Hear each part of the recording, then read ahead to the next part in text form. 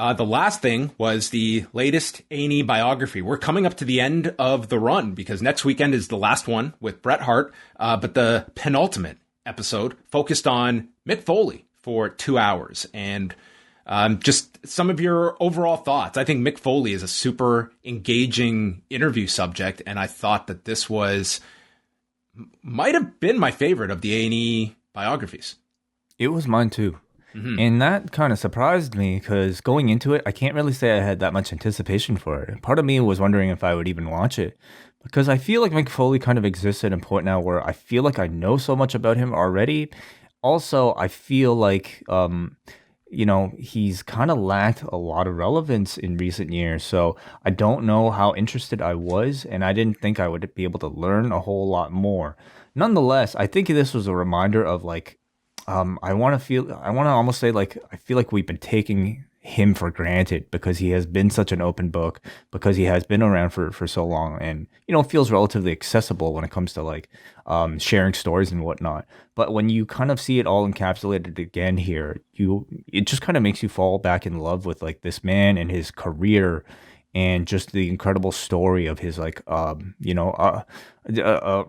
to unlikely superstardom. I thought it did a great job of covering his early years, even pre-WCW. And then, of course, you have to go through the Hell in a Cell, which I'm sure people listening to this would have learned every detail about by this point. But, nonetheless, this is meant to be a comprehensive look at the man for somebody who might not be, a hardcore professional wrestling fan. And I thought it handled that really well. I thought they had a really fresh take on it because, yes, we've heard Mick Foley and even Undertaker talk about it over and over again, but the people that I found really interesting was the children, specifically Dewey, who I thought is great in this documentary, and getting the perspective of him at the age of 6 that can remember it. I thought that was some really engaging stuff, and it was a lot they took from the Beyond the Mat footage that is probably the most in a bad way, memorable from that Beyond the Mat film is the reaction during the I Quit match with The Rock. But you have to imagine his wife and Dewey watching this one at home. I thought that was a really interesting perspective to hear from his 6-year-old child or grown adult now reflecting on that match. Totally. This one even...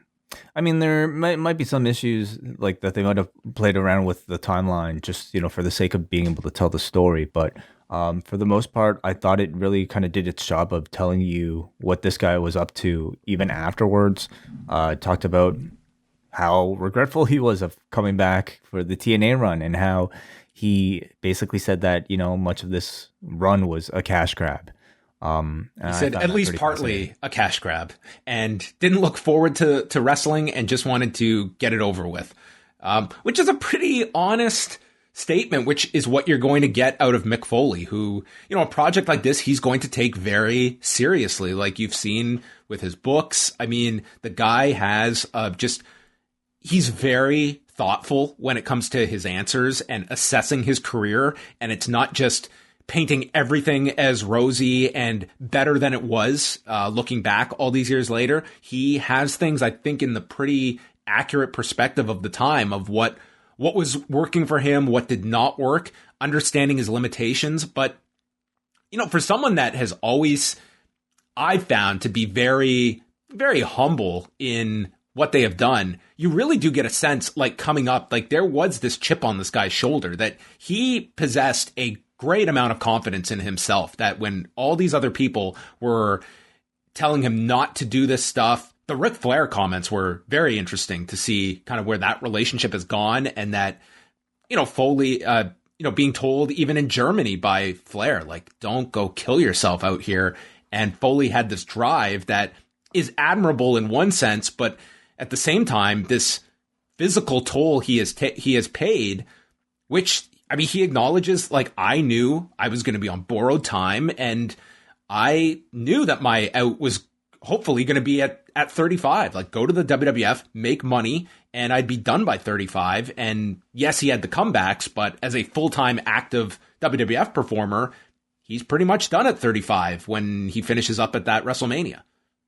When he was really done was when he came back to the WWE and they had their doctors tell him he couldn't step back into the ring. I didn't even know he was thinking about it at that point. But he was going to do that program with Jon Moxley that they even shot an angle for over Mania in 2012.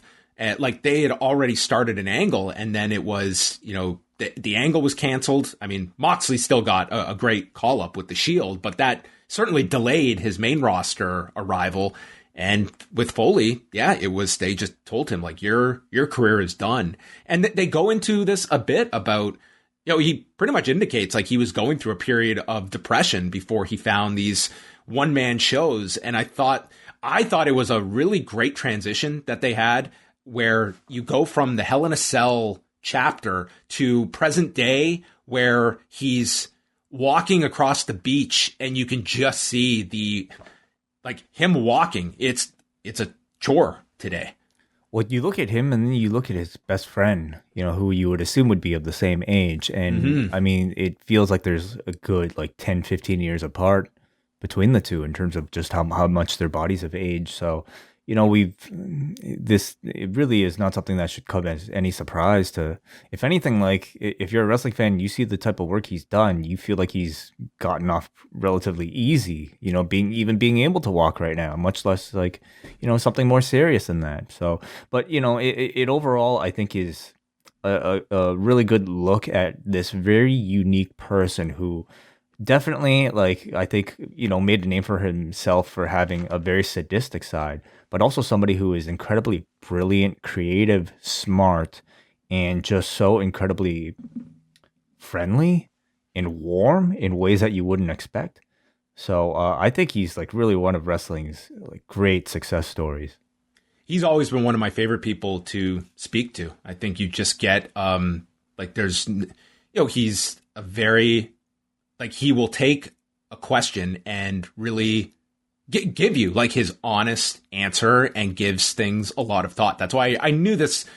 It's like the Mick Foley story. It's been told, but I thought there were interesting new elements, especially his full post career since 2012, where, he was very open about, his finding out that his son was autistic, his work with Rain that we're familiar with, but it was, I was glad that they included this and the Santa stuff as well. If that is not the most heartwarming thing to watch this guy and this joy he gets out of this, he even put a disclaimer video up on Sunday before it aired to warn parents that might be watching with younger children that he doesn't want to ruin Christmas for them. I mean, that to me is a pretty thoughtful individual.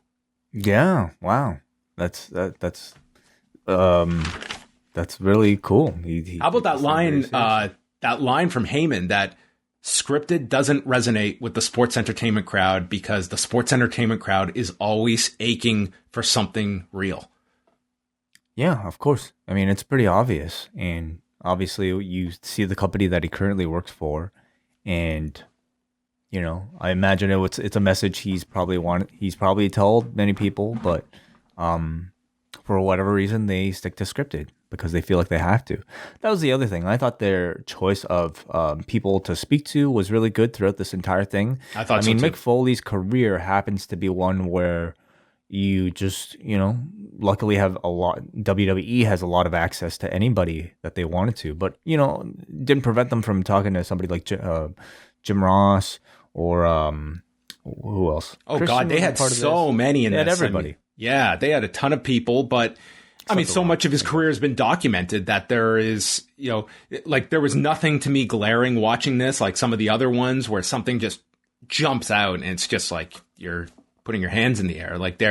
There really was none of that. I had never heard the story before about the Kane Dewey sign that the fan had actually come and asked Mick Foley for permission ahead of time. So that was an interesting note. That's nice of that fan. Hey, I had this idea. Your 3-year-old son. So anyway, I thought this was probably my favorite of the A&E version. So yeah, next week's Brett, which I'm sure it'll be a noteworthy one. I hope Brett can come out of his shell and be forthcoming and honest, and I hope he isn't shy. when he's interviewed, because sometimes you don't always get his opinion. He kind of just he's Switzerland. Yeah, I hope we get to learn a bit about this Montreal thing. There's been so much legend attached to this famous match that happened 24 years ago. I hope they can dive into it a little bit. Yeah. I'm waiting for the transitions. The guy was a 3 out of 10. And then we cut to his office in Stamford. The guy was a 3 out of 10. What? That was, isn't that Brett's rating for Hunter? 3 out of 10? 4 out of 10? Sure.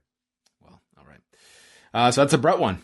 And we've got the Smith family on Dark Side of the Ring this Thursday, which will be, I think there's going to be a lot of new information in that, because I don't think it's a story that too many people, like I don't know too much about, a lot of the particulars that I'm sure are going to be explored in that one. So it's probably going to be a very uncomfortable hour as well, given some of what is to be expected. So that is what is coming up on the documentary front. Are you going to miss doc season?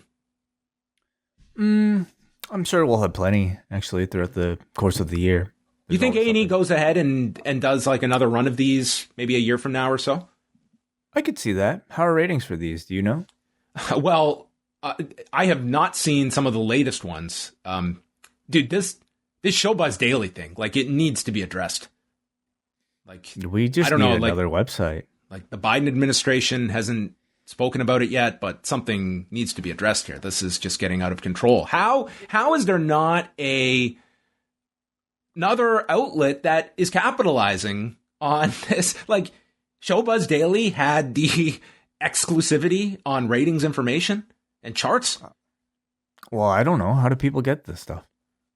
I mean, obviously they were getting all of this information and putting it in nice color-coded charts. Like, it's been 3 weeks now. Like, I don't know what the future is of Showbuzz Daily. It's again, like it's been said many times, like, it's one thing to get the numbers, but you're missing so much context that, Showbuzz Daily having the entire view of, television viewership for the night, how it shifts, how it compares, what the competition is. It's just such a smaller window we have into what these numbers mean. I know. Yeah. We'll just have to pay attention to something else. Yeah. Another metric. Like, guys, tweets, this is the compromise. It's going to be Showbuzz Monthly, and we are going to update this once every 30 days.